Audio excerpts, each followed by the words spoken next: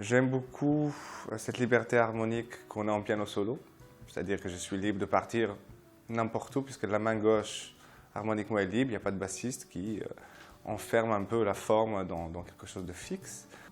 Puis, d'un autre côté, j'aime beaucoup le côté rythmique. Donc je me suis dit, et si je pensais à ce projet plutôt comme un piano solo augmenté, c'est-à-dire que la batterie amènera un élément rythmique tout en gardant cette liberté que je peux avoir en piano solo. Suite à ma rencontre avec Ziv, qui était assez déterminante, qui est un batteur fantastique, avec lequel j'ai enregistré mon disque précédent et on a vraiment une connexion assez magique, ça semblait tout à fait évident pour moi d'explorer cette piste avec lui et essayer de créer un monde. Pas forcément rock, je ne pense pas en termes de style en fait.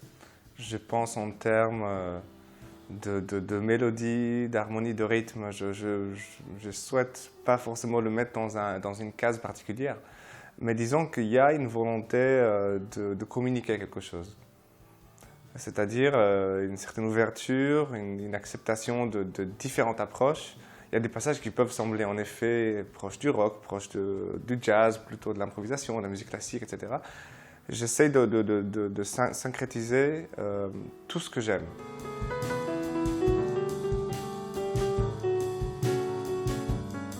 Ce qui est important vraiment, c'est la musique et une musique pour moi doit rester ouverte pour évoluer en fait. C'est un peu comme nous.